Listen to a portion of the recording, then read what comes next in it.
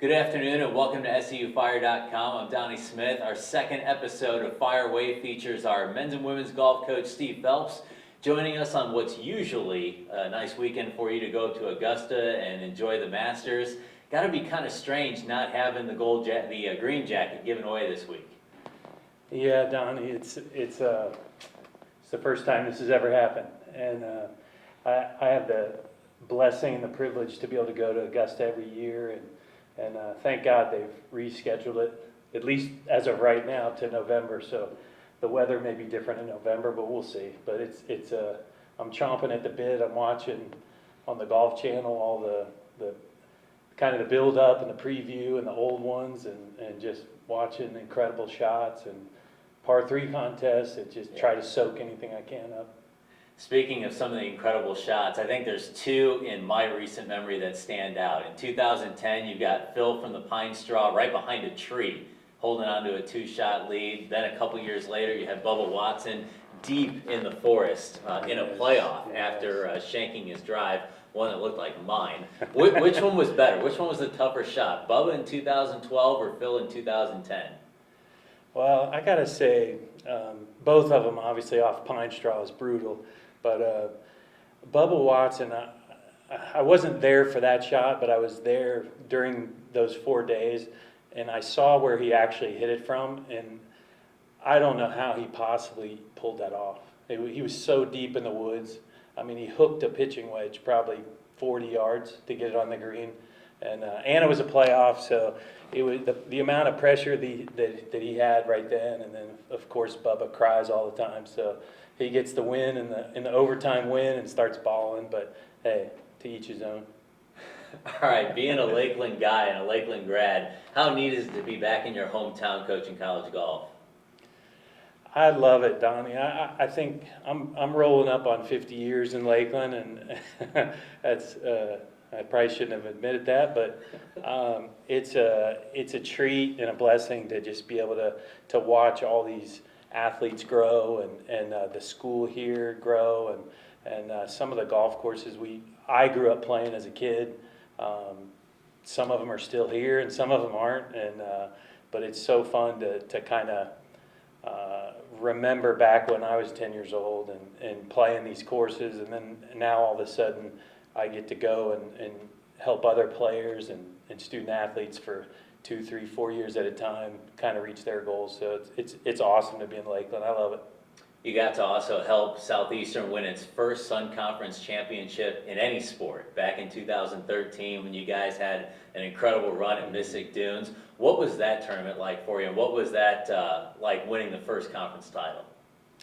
Well, we went into it with zero expectation other than to compete as hard as we could. We weren't ranked very high at the time, even within our conference, and it was just one of those days and one of those series of days of tournaments where everything went right, and every player was on fire, Southeastern Fire, but they just played out of sight. We got the individual win too in Lindsey Clark, and that was a playoff as well. But it's fun to see. 4, which really all 5 players just played out of sight, and to do that in our individual / team competition of golf, it's really tough to get 4 or 5 people to play that good all in the same day or all in the same tournament. When you look back at the 2019-20 season, the men were just outside of the top 10. Women seemed like they were kind of starting to catch on to something and starting to play their best when the season came to a halt. When you look back at your season, what were some of the highlights for you? Well, I mean, I think the biggest highlight is the train was moving on the women's side, and we got the victory, the team win, and another individual win at Point University's tournament, and it was a little sad to see it kind of stop the way it did. We were kind of looking forward to going to Oklahoma City again.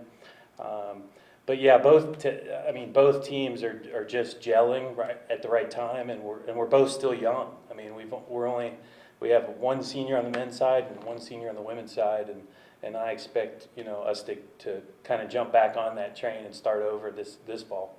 Outside of golf, what's your favorite sport? Uh, Professionally, probably hockey, and then amateur, probably NCAA football. Okay. Love it. This is usually a very busy time for you. You're coaching 2 teams, you're traveling a lot, putting a lot of miles on the vans. What have you done the last couple weeks with your newfound free time?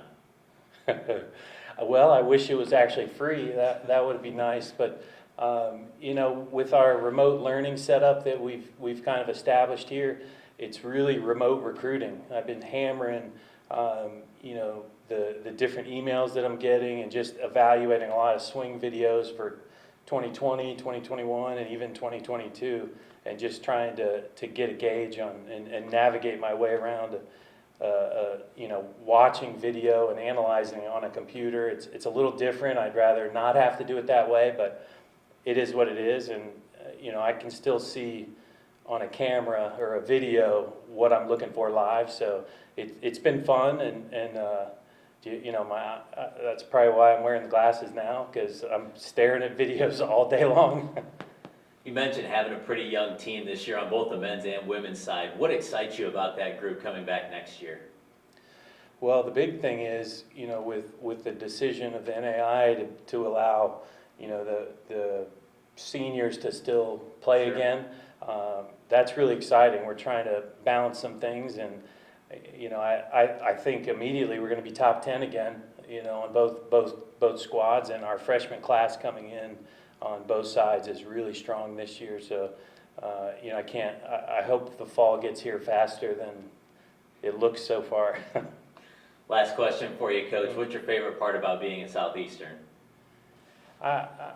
For sure, 100% is the ability to mentor these kids, and obviously working with colleagues like yourself and the other coaches on our athletic department.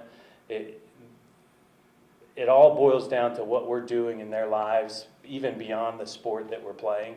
And I love the fact that I get phone calls here and there for, hey, Coach, can you come to my wedding, or hey, we had our first baby, and that kind of stuff. Just having a relationship with them and mentoring them for years at a time, and then seeing where they end up. Love it. Steve Phelps, men's and women's golf coach at Southeastern, has been our guest on Fire Away. Make sure you come back for the next episode.